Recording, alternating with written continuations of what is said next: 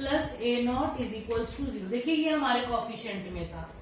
यहाँ पर ये अभी जो हम लोग क्वेश्चन कर रहे हैं उसमें लोएस्ट पावर x की पावर m आई है। किसी और क्वेश्चन में लोएस्ट पावर कुछ और हो सकती है, किसी और में लोएस्ट पावर कुछ और हो सकती है। तो हर क्वेश्चन में लोएस्ट पावर अलग अलग होंगी, ये बात का हमें ध्यान रखना है। तो देखिए यहाँ से x की पावर m का कोफिशिएंट ही आया था, इसको आपको बस सिंप्लीफाई करना है और आप यहाँ से a नॉट कॉमन ले लीजिए। तो ये बनकर आ जाएगा 2m² minus 2m plus m plus 1 is equals to 0। यहां से आपके पास आ जाएगा a naught 2m² minus 3m plus 1 is equals to 0। यहां से आ जाएगा a नॉट 2m माइनस 1 इसके फैक्टर और m minus 1 is equals to 0। आप यहां से बताएंगे कि a naught can't be 0, a naught कभी भी 0 नहीं होगा क्योंकि हमारे सारे answers in terms of a naught आएंगे। ये हमारा रिक्वायर्ड आर्बिट्रेरी कांस्टेंट है। तो यहां से आप देख सकते हैं m की वैल्यू आ रही है हाफ और m की वैल्यू आ रही है 1। जब भी आपके दो रूट्स इस तरीके से निकल कर आए, एक को आप m1 कह दीजिए और एक को आप m2 कह लीजिए।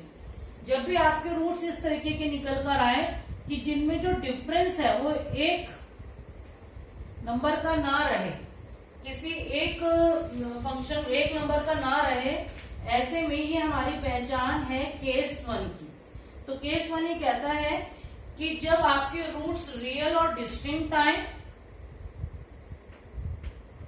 When roots are real and different and do not differ by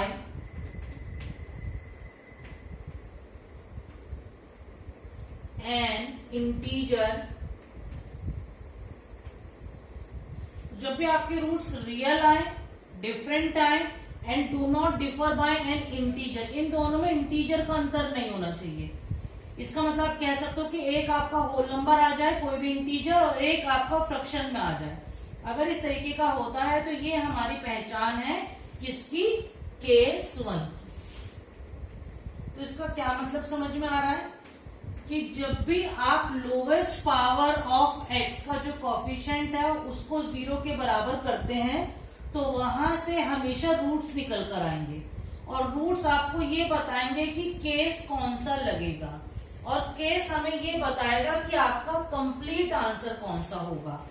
तो अब हमारा जो कंप्लीट आंसर होगा वो कंप्लीट आंसर होगा बच्चों y is equals to c1y m is equals to m1 plus c2y m is equals to m2। ये हमारा कंप्लीट आंसर होगा। और आप देख सकते हैं कि ये जो y आपको यहां पर दिखाई दे रहा है ये वही y है जो हमारा इक्वेशन नंबर 1 से आएगा। तो this y is coming from equation number 1। This is the series, this one is also the series. तो ये दो सीरीज आएंगी। तो जब भी आप लोवेस्ट पावर ऑफ x को लेंगे तो वहां से हमेशा रूट निकलेंगे और रूट आपको केस बताएगा। अब हमने x की पावर m के कोफिशिएंट लिया, अब एक इससे ऊपर चलते हैं और देखते हैं आगे क्या होगा।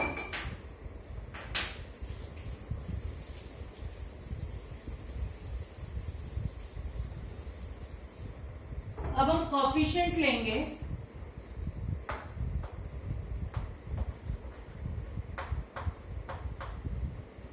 कोफिशिएंट ऑफ x की पावर m प्लस 1 और उसको 0 के बराबर कर देंगे। तो x की पावर m प्लस 1 का देखते हैं क्या निकल कर आएगा।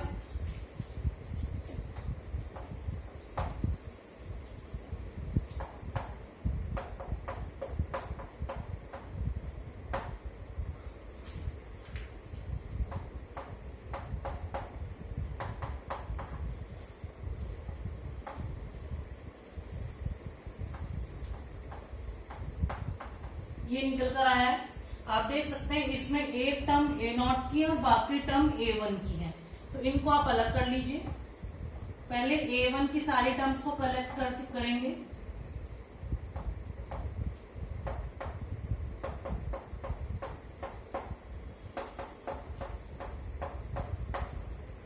ये तो आपका A1 की सारी टर्म्स आ गई,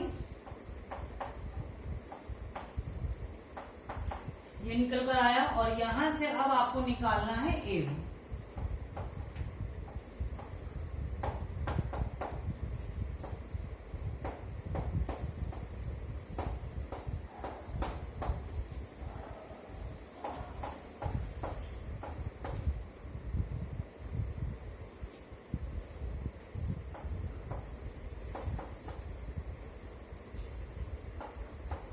देखिए ये निकल कर आया आपका सबसे पहली वैल्यू, दैट इज A1। तो इसका मतलब सबसे लोवेस्ट से निकलेंगे रूट, उससे एक ऊपर वाला जब लेंगे आप x की पावर तो उससे निकलेगा A1। अब इसी तरीके से आगे चलते हैं। कोफिशिएंट ऑफ x की पावर m+2 को 0 के बराबर कर देते हैं, और देखिए ये क्या बनेगा,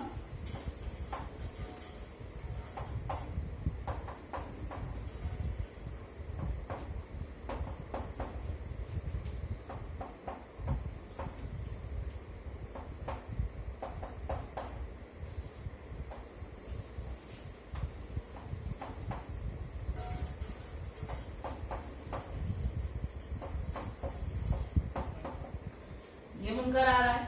यहां पर आप A2 को कॉमन ले लीजिए,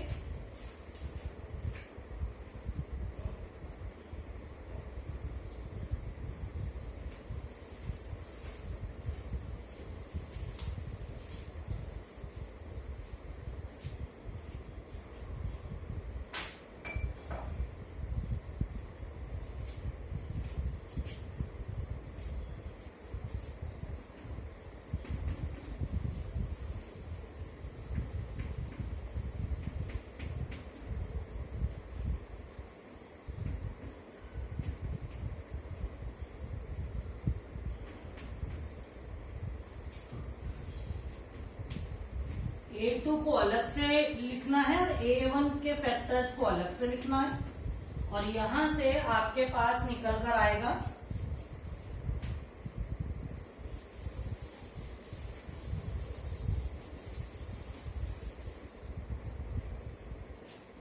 A2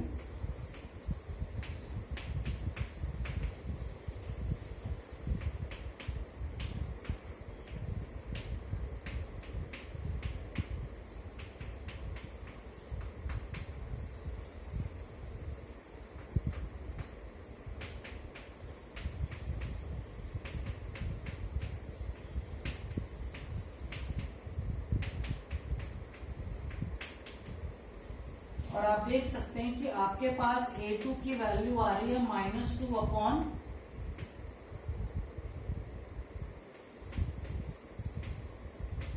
इंटू A1। ये आपके पास A2 आया, लेकिन ये निकल कर आ गया इन टर्म्स ऑफ A1। A1 की वैल्यू भी रखनी पड़ेगी,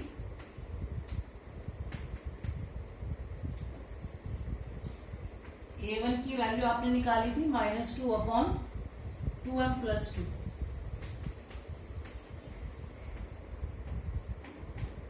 आप देख सकते हैं यहां से मैंने m+1 को कॉमन लेकर 0 में मिला दिया, तो ये m+1 कॉमन आकर 0 में मर्ज हो गया।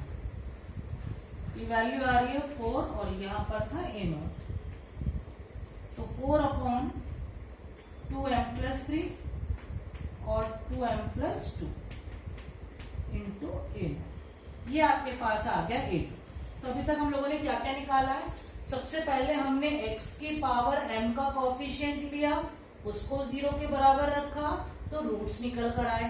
फिर उससे एक हायर पावर यानी कि x की पावर m+1 का कॉफिशिएंट लिया, उसको 0 के बराबर रखा तो A1 आया। फिर अगली बार x की और हायर पावर ली यानी कि x की पावर m+2, उसके कॉफिशिएंट को 0 के बराबर रखा तो A2 की वैल्यू आ गई। तो सिमिलरली आप इस प्रोसेस को आगे बढ़ाएंगे और आपके पास निकल कर आएगा A3 और A4, A5। आप जितना बड़ी सीरीज लेंगे उतनी वैल्यूज निकल कर आएंगी।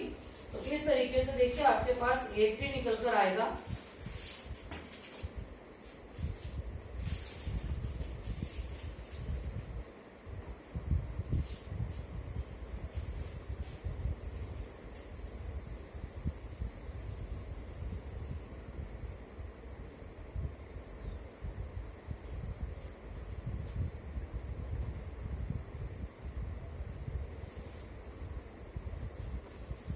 A1 की वैल्यू 2m प्लस 1 आई थी,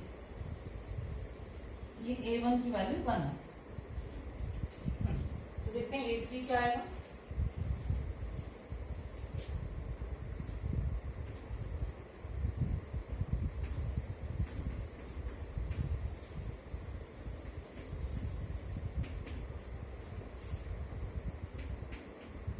अगर आप नोटिस करेंगे तो एक सिमेट्री जैसा बनता हुआ भी आपको दिखाई दे सकता है, आप वहां से भी एक आइडिया ले सकते हैं।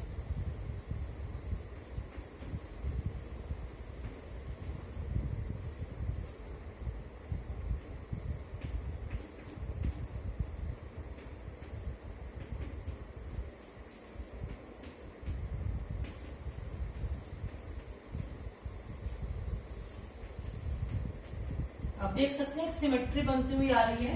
2m plus 1, 2m plus 3, 2m plus 5, 2m plus 1, 2m plus 3, 2m plus 5 और 2m प्लस 7। तो ये आपका A3 A4 आ गया। सारी वैल्यूज हमारे पास आ गए बच्चों। अब क्या करना है, ये जो A1 A2 A3 A4 निकल कर आया, इसको अपने सॉल्यूशन में, जिसको इक्वेशन 2 बोला था, उसमें पुट कर देते हैं।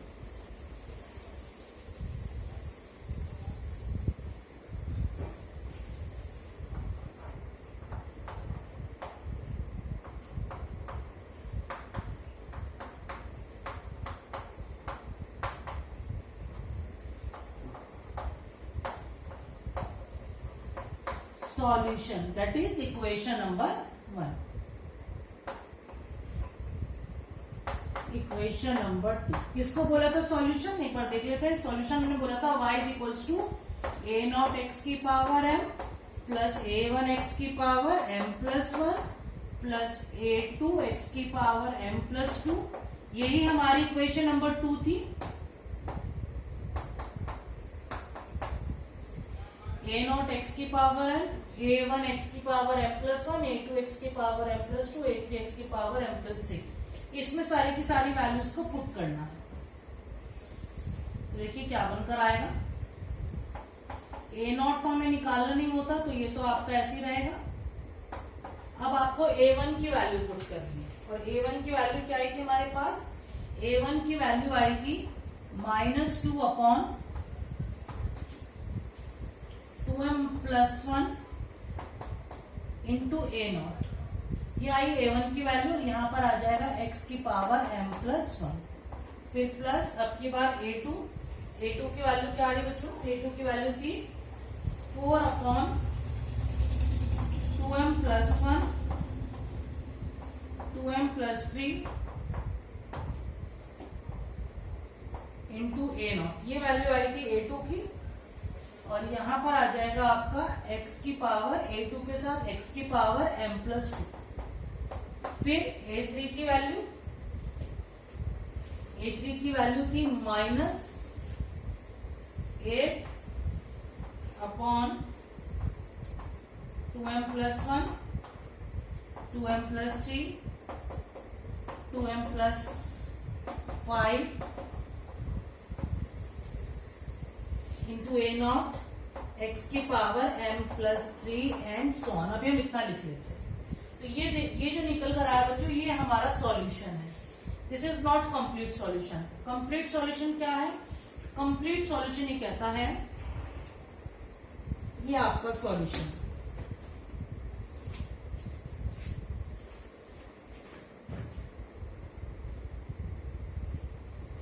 ये आपका सॉल्यूशन है। कंप्लीट सॉल्यूशन क्या कहता है,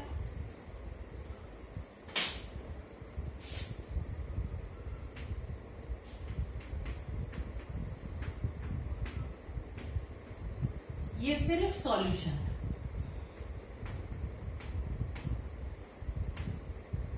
कंप्लीट सॉल्यूशन ये कहता है कि अब जो y आएगा वो C1y m is equals to m1। m1 की वैल्यू क्या थी हमारी, half, plus C2y m is equals to, दूसरी रूट क्या आया था हमारे पास, दो रूट्स आए थे बच्चों, एक रूट था हाफ और एक था 1। ये आ जाएगा 1। इसका मतलब ये जो y की वैल्यू निकल कर आ रही है इतनी बड़ी, इस y को आपको एक बार यहां पर रखना है और फिर जहां जहां m आ रहा है उसकी जगह हाफ लिखना है। फिर ये जो y की वैल्यू एक बार इसको यहाँ पे पुट करना है और फिर जहां जहां m आएगा उसकी जगह 1 रखना है।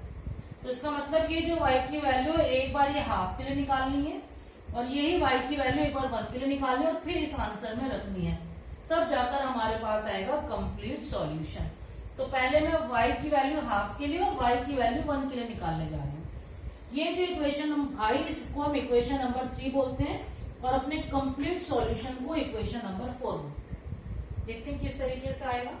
अब हम पहले ये फाइंड आउट करने जा रहे हैं, उसके बाद ये है।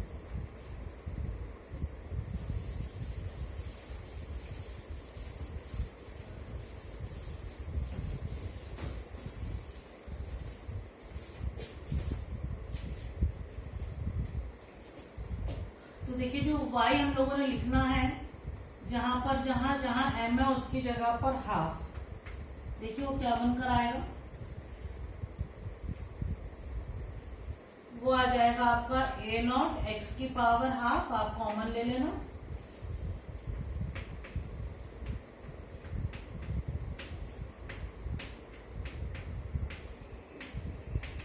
ये बनकर आ रहा है m की जगह हाफ रखना।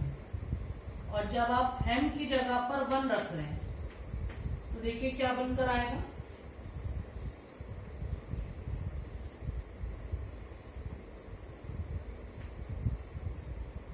a नॉट और x आप कॉमन ले लीजिएगा,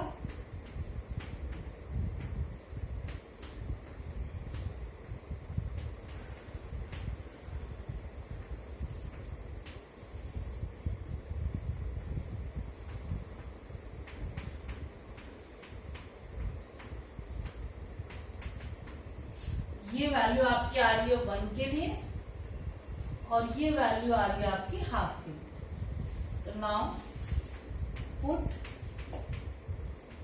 y m is equals to half and y m is equals to 1 in complete solution.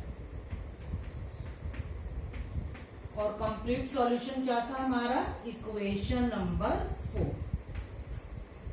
तो देखिए कंप्लीट सॉल्यूशन y क्या बनकर आने वाला है, ये होता था C1 y की जगह एक बार आप हाफ रखेंगे और C2 y की जगह एक बार आप 1 रखेंगे। तो देखते हैं सॉल्यूशन क्या आएगा। आपका सॉल्यूशन आ रहा है बच्चों y is equals to C1 a naught x की power half 1 minus x plus x square by 2 minus x cube by 6 plus C2 a naught x 1 minus 2 by 3 plus 2 square into 3 into 5 into x square minus 2 cube upon 3 into 5 3 into 5 into 7 into x cube and so. आप ये कर सकते हैं कि ये जो C1 और A not क्योंकि दो कांस्टेंट है तो इसकी जगह आप चाहें तो A लिख सकते हैं कैपिटल A, और ऐसी C1 A नॉट की जगह कैपिटल A और C2 A नॉट की जगह आप चाहें तो कैपिटल B लिख सकते हैं। It's totally up to you. ये हमारा आ गया है फाइनल आंसर।